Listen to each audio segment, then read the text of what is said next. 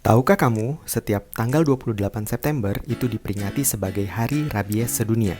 Apa sih rabies itu? Kenapa sampai dibuat hari khusus untuk memperingatinya? Rabies merupakan penyakit zoonosis, yaitu penyakit yang bisa menular dari hewan ke manusia.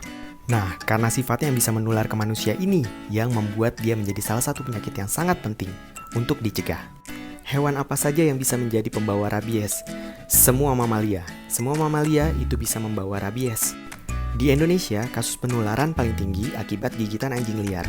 Hampir semua pulau besar di Indonesia masih belum bebas rabies. Beberapa penyebab yang membuat sulitnya mengeliminasi rabies, diantaranya yang pertama adalah kesadaran vaksinasi tentang rabies yang masih kurang.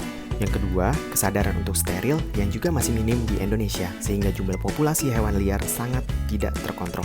Selain itu, luasnya wilayah Indonesia dan kondisi geografis di Indonesia juga mempersulit untuk mengeliminasi penyakit ini. Apa saja gejala rabies di hewan? Gejala klinis di awal infeksi itu sangat umum, hanya berupa lemah, tidak mau makan, demam, dan ada muntah. Namun, ketika virus sudah mencapai ke syaraf pusat, maka muncul gejala-gejala yang berkaitan dengan syaraf, seperti ataksia, lumpuh, kejang-kejang, kesulitan bernapas, hipersalivasi, dan gangguan behavior berupa penyerangan. Hewan yang terkena rabies juga biasanya fotofobia atau takut terhadap cahaya. Mereka juga biasanya takut terhadap air. Penularan rabies di manusia biasanya karena gigitan. Penularan juga bisa terjadi karena cakaran. Apa yang harus kamu lakukan kalau kamu tidak sengaja tergigit oleh anjing ataupun kucing ataupun hewan liar lainnya yang tidak ada riwayat vaksinasi rabies? Yang pertama, bersihkan luka dengan air mengalir sesegera mungkin. Gunakan juga sabun untuk menghilangkan kuman-kuman. Lalu ingat, harus segera ke rumah sakit ya untuk mendapatkan vaksin rabies ataupun serum anti rabies.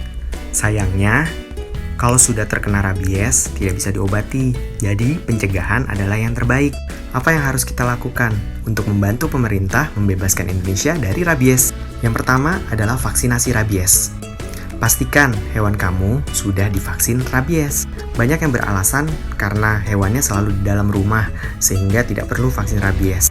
Padahal kita tidak pernah tahu kalau misalnya sewaktu-waktu hewan kalian kabur dan ketemu hewan yang terkena rabies, maka dia bisa tertular kalau tidak punya proteksi dari vaksinasi. Yang kedua adalah sterilisasi untuk mengkontrol jumlah populasi sehingga jumlah hewan liar bisa dikurangi. Sebisa mungkin jaga anjing atau kucing kamu untuk tidak berkeliaran keluar rumah tanpa pengawasan.